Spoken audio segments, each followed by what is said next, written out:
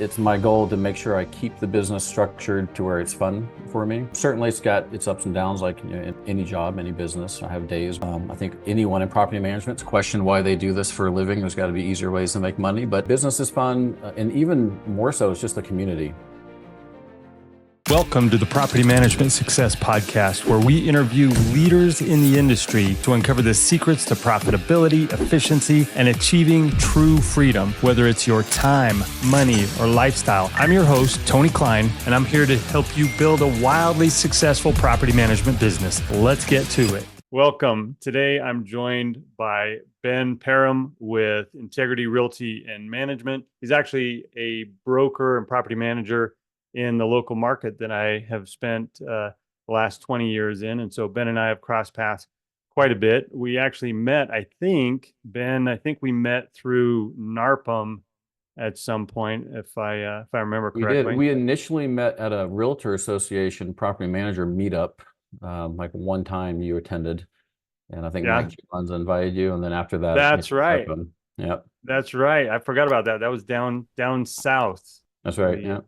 Did that. Well, let me finish up my introduction here for you. And so we did talk briefly there, but then we both got involved with NARPUM quite a bit, and we're both president of the Denver chapter here locally. And then you went on to do some other things. And so, what are you doing for NARPUM right now? I'm the Southwest Regional Vice President. And what does that entail for those that aren't familiar? Yeah, so we're basically a support to the local chapters in this region. So I've got five states, 11 chapters, about 840-ish members that are members of NARPUM National. And basically, it's my role is to help support those presidents and their leadership team, just to interface with National and make them aware of tools that are already available that they may not be aware of, and then also take any improvements that they have or help them just solve problems to, fulfill their role as being the president of their chapter. Very nice.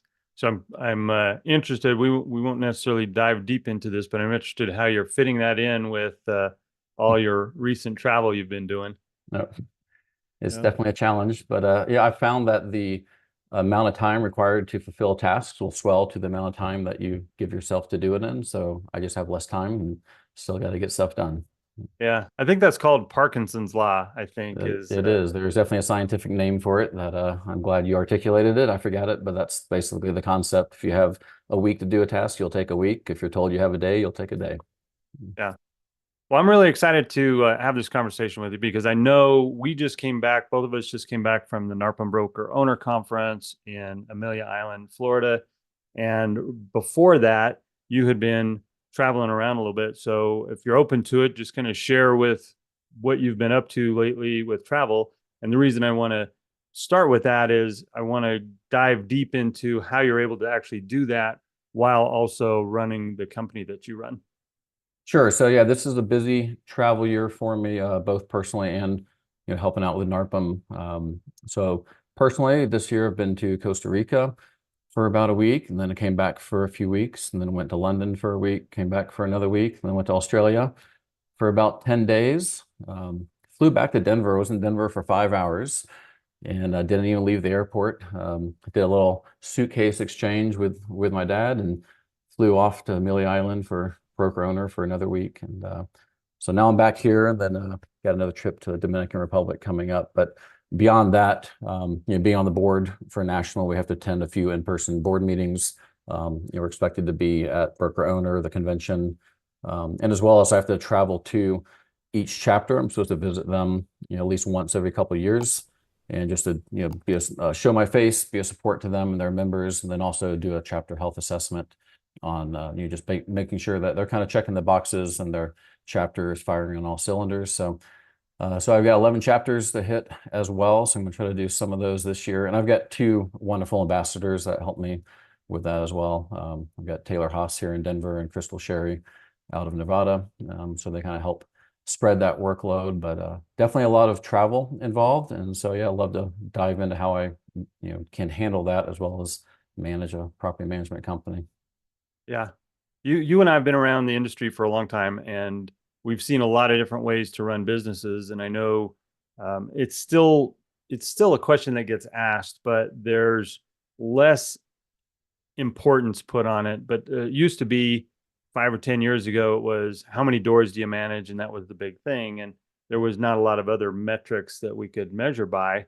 And it seemed like the people that were running a really big company were really focused on um, just maximizing revenue and maximizing impact in their marketplace. And that seemed to be the image that was put out there. And some of the little companies were almost looked down upon because they weren't trying to grow this enormous empire, and they were really focused on having a business that provided the right lifestyle that they wanted to live. And I know that you've grown your company, you've sold off some of your doors. I'm not sure where you're at now, but I know you've kind of focused on having the business intentionally support the bigger goals and bigger visions you have outside of the business, and just had it support your overall lifestyle. So how did you go about deciding? Was it decided for you, or did you intentionally grow this lifestyle business? It's just kind of what's happened along the way. It's property management's a stressful business for sure. So I tried to say, as long as I'm having fun, I'll continue doing this business. And I've had employees in the past ask me, are you going to sell the company? What are your plans? And I've told them, as long as I'm having fun and I'm enjoying it, I'll keep doing the business. I'm having fun. So it's my goal to make sure I keep the business structured to where it's fun for me. Certainly it's got its ups and downs, like in any job, any business. I have days where I think anyone in property management's question why they do this for a living. There's got to be easier ways to make money, but by and large, it's the business is fun, and even more so, it's just the community. You and Mark Cunningham and all the people in NARPUM that I've met through Denver and nationally. It's just a blast to trade war stories with them and know that we're kind of in this great business that's constantly changing. There's always new challenges. There's always new technology coming out.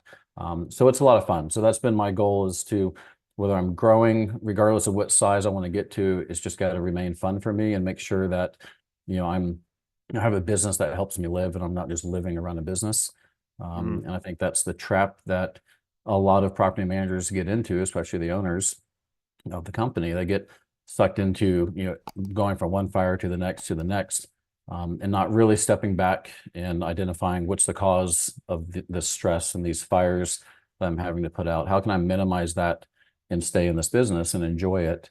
And also turn, the profit that I need to run a good life. So that's what I'm always looking at. And like you said, I've grown and shrunk. We're at about 250 doors right now. We're trying to hit 350 this year. So we're back in growth mode. As you mentioned, at one point, I'd gotten up to about 215 or so, and I sold off a chunk, actually to Mark Cunningham. And I was looking at one, it was, season of life I was in. I had a few young kids that were at home, and I said, Ben, you're never going to have them at home again. Eventually, they're going to be in school full time. And then now I've got 2 teenagers, and my teenage daughter calls me bruh, and really doesn't care to get excited about dad being around as much, and they still need dad, but not the same way. So I knew that life was coming, but right then in that moment, I wanted to focus on my kids. So so I've shrunk the business during those periods to make sure it met those needs for me. And then now that I'm in a different season of life, and I've learned a lot along the way, we're kind of back in growth mode, because there's a lot of opportunities with growth as well. You get a whole new set of challenges. So that's kind of where I'm at with it. And I don't know where I'll be 5 years from now, but as long as I'm having fun, I'll keep doing it. If you could take your crystal ball out, we talk a lot about the changes that are happening in the industry and how those that adapt are able to figure out where the new opportunities are. Nothing is going to stay the same. I don't know that it ever has, but we're seeing the speed of change just rapidly increasing. Where do you see, just even 12 or 24 months from now, where do you see the business going, or the industry going, and where do you see us being able to have the biggest impact as property managers? I see there being a lot of opportunity in property management, and a lot of that's based on the regulations that we're seeing come in, and everyone gets really fearful of that regulation word. And And I know we try to go down Capitol Hill and defeat these bills that are proposed, but I kind of take a step back from it, and I think, really regulations are good for our business. They're not necessarily great for the consumer, although that's the intent of why a lot of these regulations get passed. Ultimately, they raise rents, and they make it more difficult to get into the market. They've reduced supply of rentals, but as a property manager, we have more opportunity for business. I think in America, it's something like 70 to 80% of houses are single or self-managed. Um, so versus you look at a country like Australia, which is highly regulated. I mean, they make California look like they're a bunch of Trump supporters. And over there, it's flip-flopped. It's like 70 to 80% are professionally managed. So it just goes to show regulation actually helps give more opportunities for property managers. So instead of getting stressed about it, and if I hear people say I'm going to leave this business, it's just I don't want to deal with this. This is what we do on a daily basis. Regulations are just a challenge that we kind of wrap our mind around, and we figure out how to solve it, and then we just put it in our pipeline and we try to automate it. So I use the example of CPAs a lot. You'd never see CPAs trying to make it easier to do your own taxes. They love complex tax codes, and the more tax regulations, the better. So I think it's a great time to be in property management. Certainly, it takes a little bit more, a little bit more diligence on making sure you're complying with a constantly changing landscape. But for those that can do that and have the energy and the will-how to wrap their mind around that and find a solution to it, I think there's going to be a lot more opportunity coming. And it's a great thing about this business and why we can be so cooperative. The pie is so big, and there's so much opportunity, and that's just going to continue to grow, I think.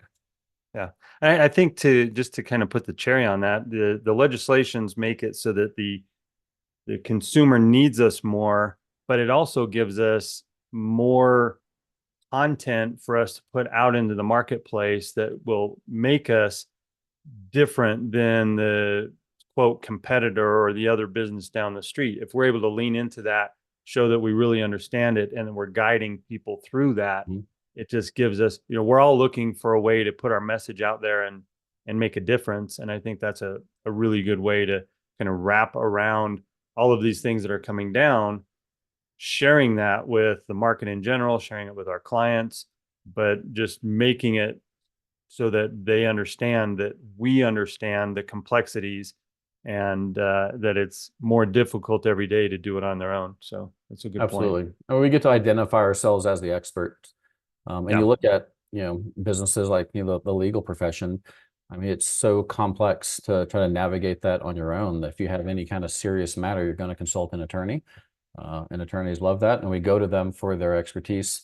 I know you've probably experienced this. You go on your first visit with a potential homeowner, especially one that's never rented their house and they're scared to death. They've heard all the horror stories, and they have all these unknowns, and you come in answering the questions that they don't even think to ask, and just really show them that you're like this beacon of hope in this land of stress that they had.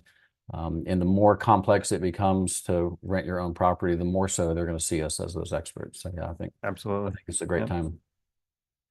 Okay, so you mentioned you're transitioning, or you have transitioned back into a season of growth. So let's talk a little bit about that. What's that look like for you? How are you structuring your company?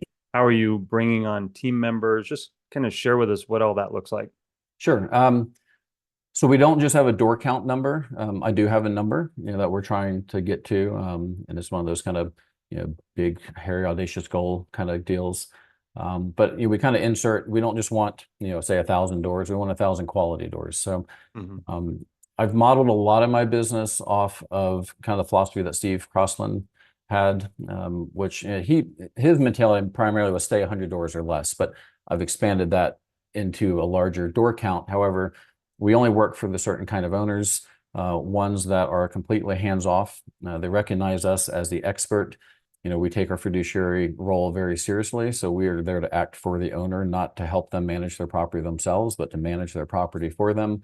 So we're very selective. The owner has to qualify to rent or to have us manage their property, and their property itself has to qualify. So we primarily focus on Class A to B+ properties. We'll take anything that's single family. We have done multifamily in the past, but I've found by and large the margins are just too small. So my goal isn't to go to an NARPUM conference and puff my chest and say I've got 500 doors or 1,000 doors. I'm really more focused on that revenue per unit number because I can manage 200 doors and still make more money than someone with 500 doors if they're managing the wrong properties. Compound it with a time factor. If you could put a dollar amount on your time, what's it worth to be able to go travel and leave the country for 10 days and not have to worry about it? And if you put a value on that, your revenue per unit would be even higher. So that's kind of our focus. And I've communicated that well to my team. They know kind of all the horror stories with hiring the wrong kind of properties, and just really trusting our gut. I tell them if you're already exhausted and you haven't signed the management agreement, it's not going to be a good fit for us. And they know the classic kind of red flags to look for. So that's how we qualify our owners. As far as the company itself, we're mostly structured as independent contractors. Scott Brady just spoke at Broker Owner, but I'd actually heard him on, I believe it was Jordan Moyla's podcast years ago. And so when he was up on stage just a couple of weeks ago, I didn't know his name, but as soon as he started talking and mentioning his business, I was like, that's the guy I heard. And so it's kind of similar model to what he's doing. We're going to hire independent contractors who are licensees, and they can run their own property management business under our umbrella. They have to follow our policies. I hire a lot of property managers that have never been in the business, which is a little higher learning curve, but I can train them the way we do property management so they don't bring any baggage to the table. So they get the opportunity. Most start with 0 doors. Sometimes I have a handful to give them, but most start with 0 and they build their own portfolio. So they go on their own business development calls. They do the site visits. They sign up the owner. So they establish that relationship up front with the owner, and then they're their point of contact. We do have a bookkeeper, office manager on staff that handles all the back end accounting, handling the utility bills, and you're just dealing with that side of it. She actually works remote as well. She lives down in Oklahoma, so she used to be here in Denver, but we've kind of structured it to where no one has to be in the office. We do have an office location at a work share center. If we need to meet clients there, we can, but everyone pretty much works from their house, from their phones and their laptops. Because as you know, most property management's in the field anyways. Sure. So that's kind of the structure. And I've told them what I had done in the past as I was growing again. I got up to about 130 doors and I was getting a little busy doing all the field work. So I hired an assistant. I've had a couple, some were unlicensed, some were licensed. And they were doing, could really expand the capacity because now they're helping with the move-in inspections and move-outs, putting on lock boxes, doing showings.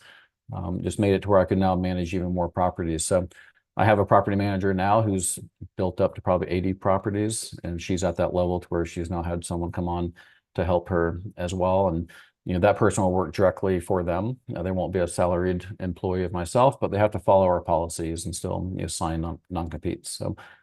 So that's kind of our structure is, hey, you get to run your own business, and here's the playbook on how to do it. I've done a lot of video training. We can delve into that some, but try to make it to where I can hire someone new and give them about 80% of their knowledge in either video or written form, which cuts down on the individual training time, and just really show them, here's the playbook. It's worked successfully. We're growing doors. We have mostly 5-star reviews. And not a lot of stress in our life. So to the extent you stick to this playbook, you can replicate that. To the extent you start, getting the beggars can't be choosers kind of philosophy and signing up anyone and everyone, you'll bring stress and disaster into your life. So for the most part, I think we've articulated that well, and they're following that plan for the most part, and seems to be working. So I think there's a lot of people that are consuming this content that are going to be interested in that structure, that business structure that you have, because at this point, the way that I understand it is your business structure really allows you unlimited growth because you're bringing in people, you're providing a platform, but they're plugging into that. And then it's really how big do they want to grow? And so I'm curious though, number one, how do you communicate that target client? Is your target client profile the same across all of your property managers, or do they kind of pick their own little niche that they go into? I know you talked about residential single family, but do they have any leeway on the type of clients they work with, or have you guys got really dialed in on that target client profile so that not only can you send out the right marketing and messaging, but your business and your back end is built to support that client? And then my second question to follow up with that is, with everybody being remote and even spread across the country, how do you communicate that? You mentioned some video library training and things like that. I'd like to get a little bit more into the details of how all that comes together so that you can create what I call the championship team. Sure. Yeah, so they have a little leeway as far as what kind of properties, I should say, within a certain classification. They have to be, single family. If they're wanting to do commercial or short-term kind of housing, we're not really set up for that. We're starting, we do a little commercial, but we don't do any vacation rentals. We dabble in corporate housing a little bit, but for the most part, the property managers have to stay within the single family space. Anything outside of that, they would just need to bring to me. And really, to be honest, I don't think they'd want to do it anyways. They really like being able to repeat the process, I think. So in the beginning, it's just really reiterating to them why we manage the kind of properties we do, and let them know there is a reason for it. And when you've been in business for a little while and you have a track record of good reviews, you can say, look, this is the result. If you go off of this path, you might get a good result, but there's a chance that you won't. And I've been doing this for 20 years, and I can tell you, most likely you're going to start having problems. So we kind of drill that in.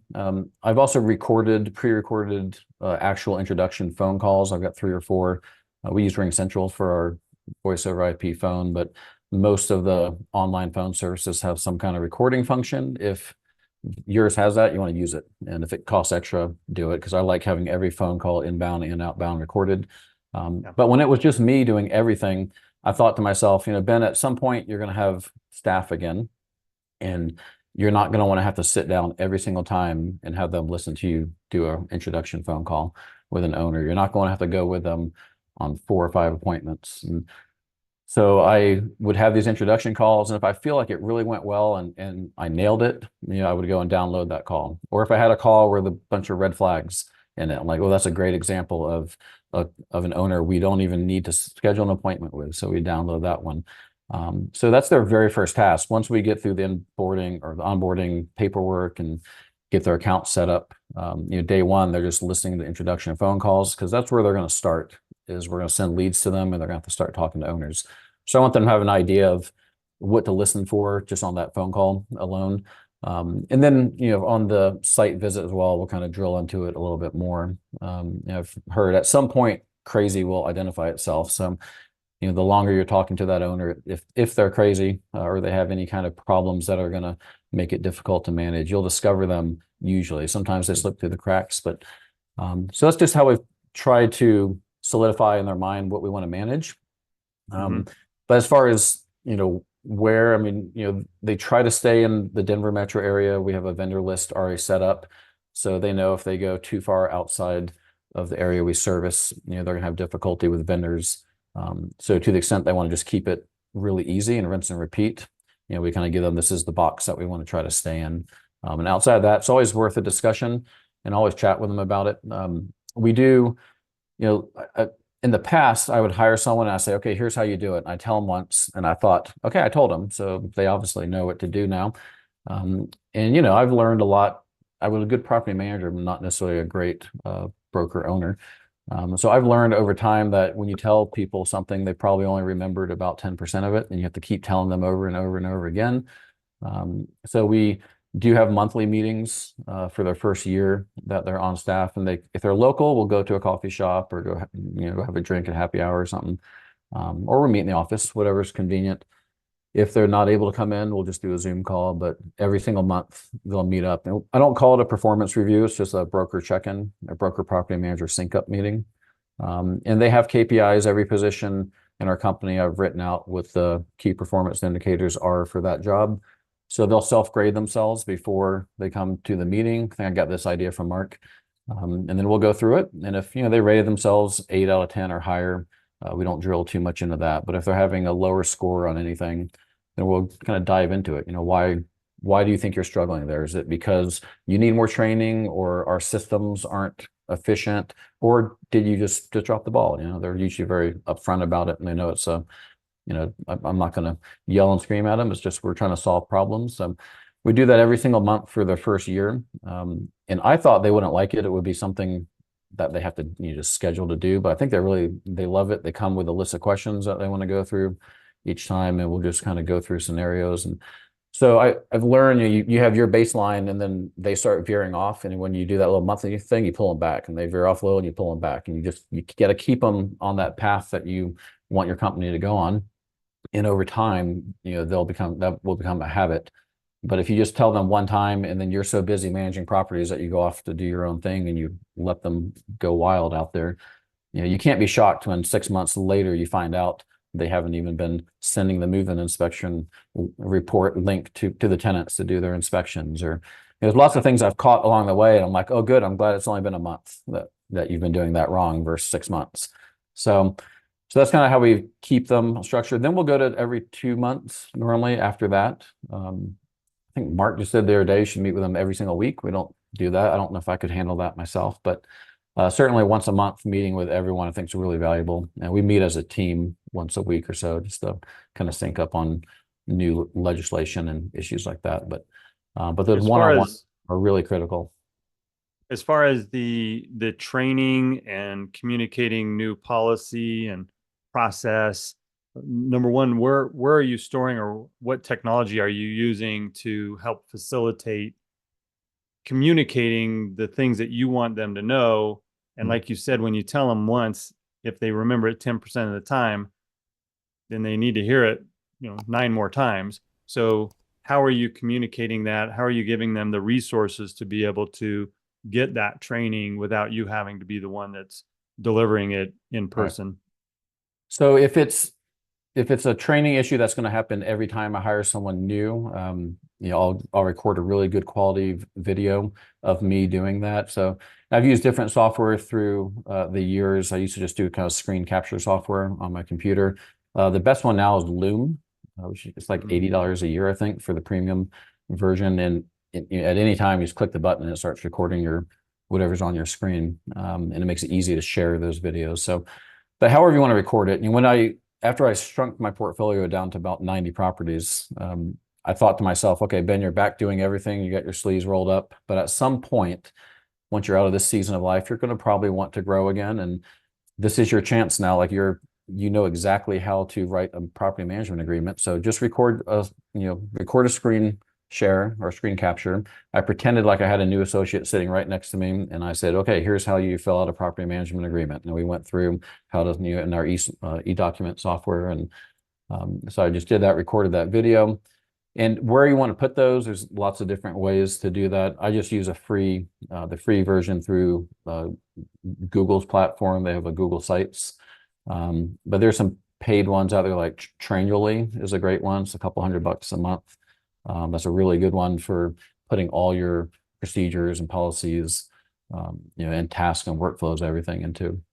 And there's other ones as well. So, but I just put that in there. I say, okay, I've got different categories. Here's the property acquisition category. So they need to know how to do an introduction call, site visit. Here's how you send the property management agreement. Then we have a leasing section. Here's how you update the Appfolio profile to upload your photos, make sure you watermark your photos. So all of our policies, because we have a policy that we watermark all photos. So I show them, here's how you can do the watermarkings. Here's how you upload them in Appfolio. So I only had to do that one time. And obviously, when you're doing everything yourself quickly, you just know how to run through it and you do it fast. So when you record a video, it's going to take 2 to 3 times as long, because you want to do a really good quality video and make sure you're explaining every step that you are used to just doing automatically. But you only have to do that one time, and then you never have to give that spiel again unless your software updates or your policies change. So every step along the way, from inputting a property into the system to posting and advertising, how to configure tenant turner, what the expectations are on showings, how to process applications, doing lease agreements, just all the steps through the entire life cycle. I've tried to get a video on, and it's a constantly evolving process because things are changing. And sometimes I realize there's holes in my training. So, but the goal, you'll never get to 100%. You're trying to get 80% of those routine processes in some kind of video or documentation or both. Some people like to read more than they like to do a video. So however you want to do that, but you want to make it to where your new associates can know that that information is there and it's easily searchable to find it.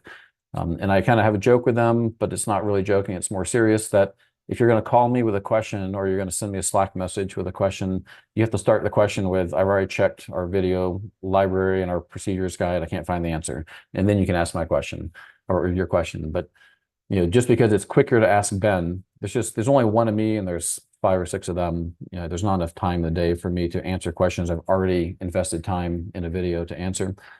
So they know, that's the expectation, is that they at least go check.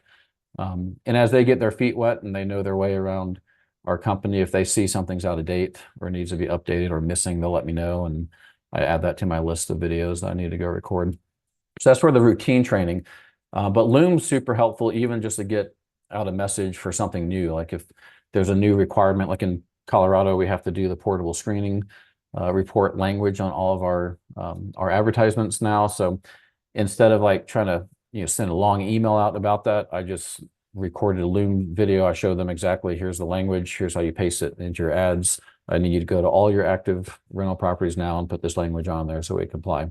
And then it just drops it to a little URL link. You just email it out to them, or we use Slack for internal communication. I just send that out.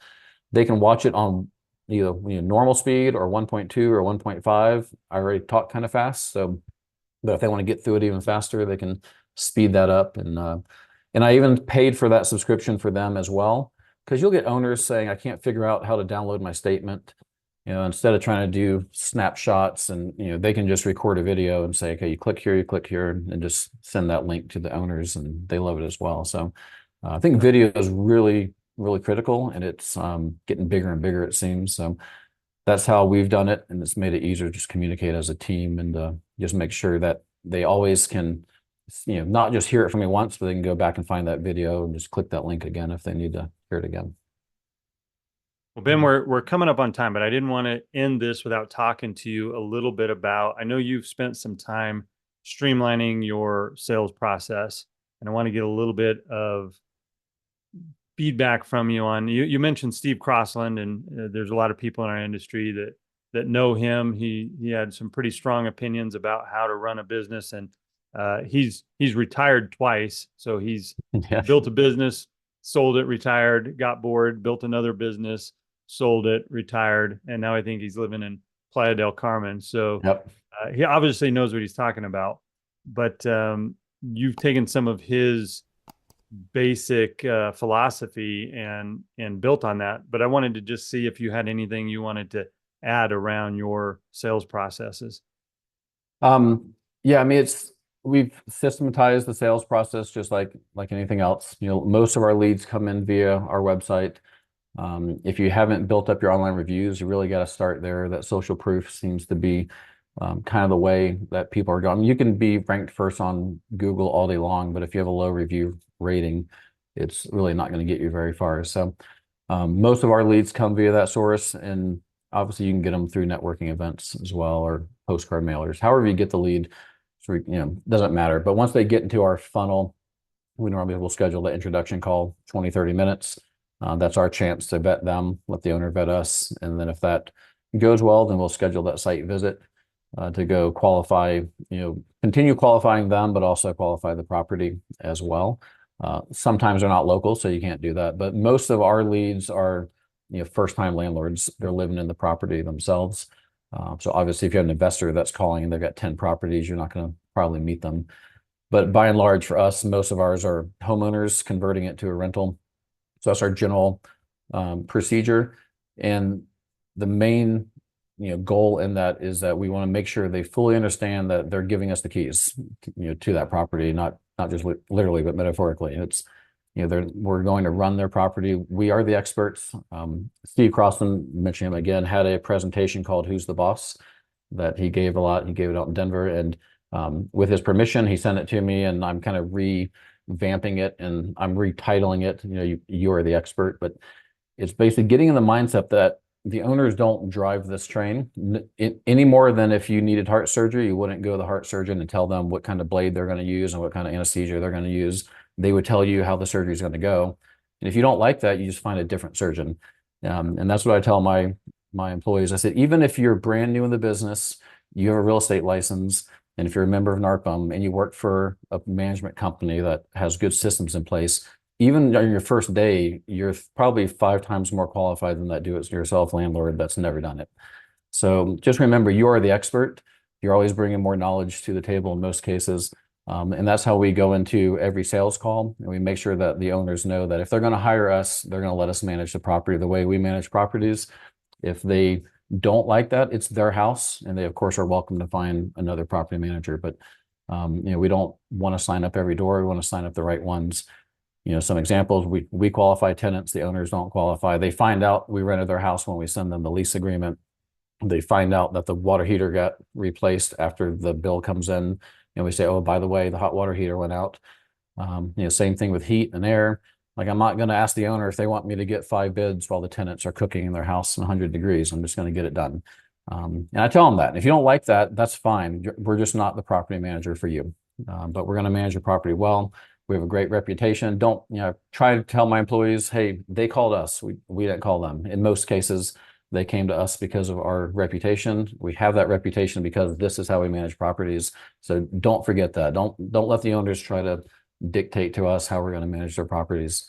And if that's the way they want to do it, that's their house, they can go somewhere else. So we keep that philosophy. That's kind of the Steve Crosslandism, as I call it. I'm not sticking to the 100 doors or less, but we do stick to that. You got to make sure you can put those properties in the system that you run.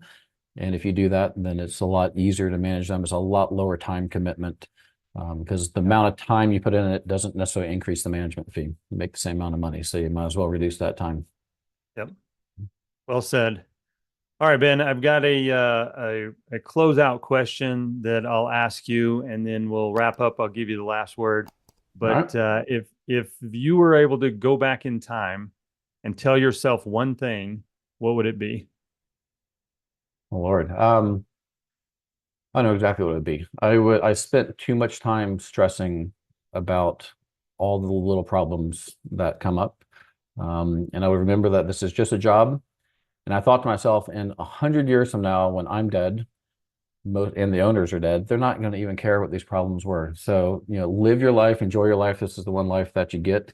So don't spend, that precious time that you have worrying about the houses. I mean, obviously we have a duty to protect the houses, but don't let it affect your health. You got to make sure that you stay in shape, that you keep your mental health good, make sure you're spending time with your kids.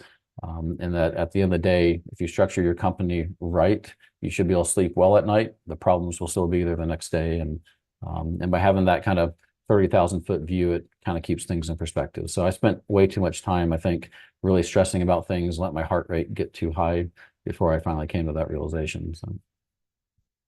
Well said, Ben. Thanks for hopping on here with us, and really appreciate it. And we're so close. We need to actually spend a little time in person over the next. Yeah, you bet.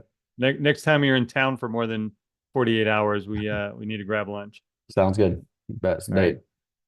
Thanks for tuning in to the Property Management Success Podcast. We'll be back with another value-packed episode to help you level up your property management game. If you've got something valuable out of today's episode, please share it with a friend or colleague, and don't forget to subscribe and leave a review so you never miss out on future insights and strategies and tactics. Until next time, here's to your success.